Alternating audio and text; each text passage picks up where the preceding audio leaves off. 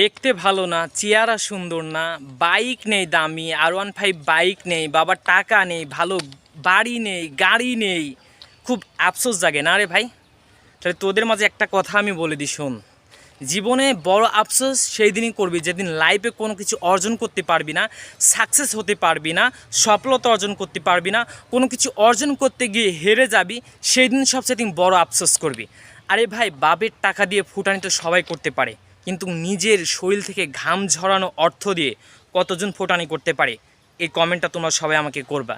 নিজেকে হতে হবে ডিংফুল, নিজের চিন্তাধারাকে ইউনিক করতে হবে যে শালা আমাকে এখানে সাকসেস হতেই হবে, আমাকে সফলতা অর্জন করতেই হবে, কারণ আমি পুরুষ, আমি একটা ছেলে। আমাকে এখানে সফলতা না ছাড়া, আমার সফলতা ছাড়া, আমার সাকসেস ছাড়া, আমার ইনকাম ছাড়া আমাকে এখানে কোথাও মূল্য নেই। দিন শেষে সমাজ, আত্মীয় স্বজন, পাড়া প্রতিবেশী সবাই আমাকে আমার সফলতা দিয়ে, আমার সাকসেসটা দিয়ে আমাকে মূল্যায়ন করবে। কিন্তু তারপর শালা কিছু কিছু পোলাপান মেয়েদের পিছনে ছোটে, বাবার থেকে বাইকের আবদার করে, আমার এটা লাগবে ওটা লাগবে। আমি তোমাদেরকে ছোট একটা মেসেজ দিতে চাই। জীবনটা কিন্তু অনেক সুন্দর যদি তুমি সুন্দরভাবে নিতে পারো। লাইফে অনেক কিছু অর্জন করতে হবে, লাইফের অনেক কিছু দেখা বাকি আছে, তোমাদের অনেক কিছু অর্জন করতে হবে। তুমি যদি নিজেকে এখনই হার মেনে নাও, বা তুমি যদি কোনো কিছু অর্জন করতে যাই দুর্বল হয়ে পড়ো, তোমাকে দ্বারা কিন্তু এইখানে টিকে থাকাটা খুব কঠিন হয়ে পড়বে।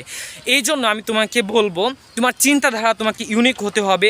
ভালো বাড়ি নেই, গাড়ি নেই, দেখতে খারাপ, চেহারা সুন্দর নয়, কালো, এইসব ডাজন্টস ম্যাটার। আমি মনে করি এটা একটা এক্সকিউজ।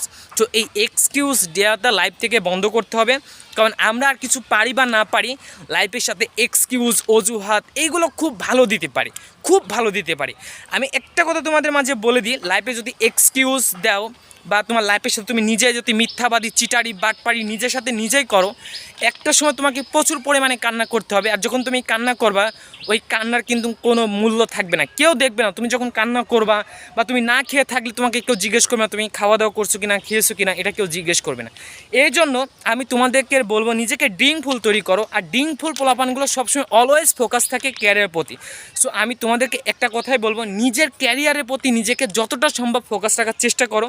কারণ তুমি এখানে একটা ছেলে, তুমি একটা পুরুষ, তোমাকে দিন শেষে আত্মীয় স্বজন, পাড়া প্রতিবেশী, বাবা মা, সমাজ, রাষ্ট্র সবাই তোমাকে, তোমার সাকসেস দেখবে, তোমার ইনকাম কত এটা দেখে তোমাকে দিন শেষে যাচাই করবে। যারা এখন আমার এই আর্মি নায়ক পেজটা ফলো করে নাই, অবশ্যই এই আর্মি নায়ক পেজটা ফলো করে শেয়ার করে অন্যকে দেখার সুযোগ করে দিবেন। আর যারা ড্রিমফুল পোলাপান, যারা লাইফে সাকসেস হতে চাও, তাদের প্রতি আমাদের সম্মান থাকবে।